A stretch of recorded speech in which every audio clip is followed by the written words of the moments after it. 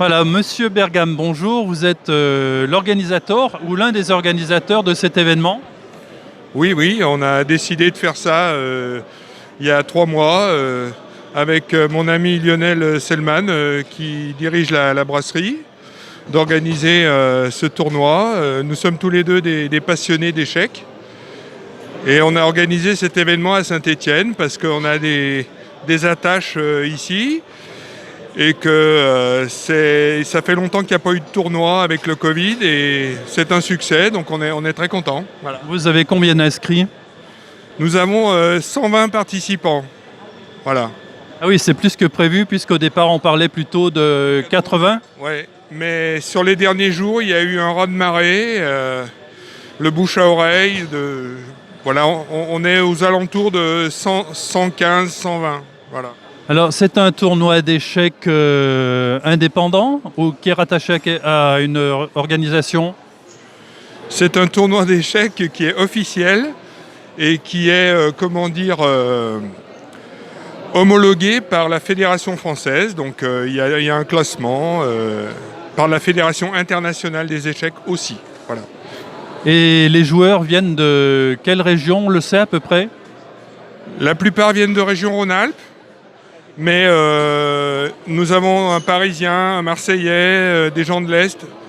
Nous avons un Allemand, un Anglais. Donc c'est international aussi. Voilà. C'est à la fois un beau lieu et un très beau projet pour Saint-Étienne.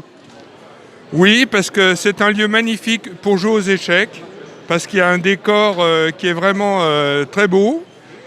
Et on pense que ça sera le premier tournoi d'une longue série. On espère en refaire. Peut-être même d'ici l'été en refaire un. Donc c'est le début de quelque chose. Voilà. On vous souhaite une très bonne réussite et puis également pour la suite. Voilà, vous attendez donc votre adversaire, c'est les inscriptions pour l'instant. D'où êtes-vous, monsieur? De Cray, dans la Drôme. Et au niveau des échecs, vous êtes bien classé? Comment ça fonctionne le classement? Je suis bien, sans plus, 1720. Bon, c'est un bon niveau, mais voilà. Je ne suis pas favori du tournoi en tout cas, c'est sûr. Ces tournois-là, bon, c'est le premier depuis très longtemps à Saint-Étienne.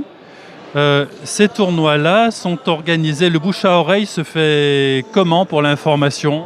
Pour celui-là, j'ai trouvé sur le site de la Fédération française des échecs, où il y a tous les tournois de France. Donc vous avez fait quand même quoi, 120 km pour venir? Ouais, à peu près, c'est ça. Un peu moins de 2 heures. Et là, vous connaissiez ce lieu? Non, même Saint-Étienne, je ne connaissais pas. Donc, Voilà, c'est un beau lieu pour découvrir Saint-Étienne.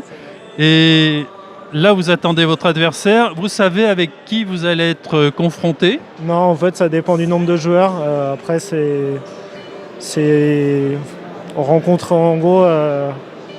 c'est un peu compliqué, mais on va dire qu'un fort a rencontré un moyen et ça descend. Donc, en fonction de mon rang de départ, j'aurai un adversaire plus ou moins fort, mais ça va dépendre du nombre de joueurs et de mon classement parmi tous ces joueurs. Et vous ne jouez pas avec les minuteurs? Si, avec les pendules, oui. Ça fait partie des échecs, oui. La gestion du temps. Quel est votre record avec quelqu'un qui est de bon niveau? En combien de coups vous avez réussi à le mettre échec et mat? Je ne sais pas, entre 10 et 20, mais ça dépend. Ça dépend du niveau aussi de l'adversaire. Un débutant, ça va être rapide, mais bon, sinon, une partie, ça dure, on va dire, entre 30 et 40 coups. Un peu plus, un peu moins, mais en gros, c'est ça. Alors sur 120, on va vous espérer d'être dans les 30 premiers? Ça va dépendre de combien je suis au départ. Je vais peut-être dans les 30e. Le but, c'est de faire mieux.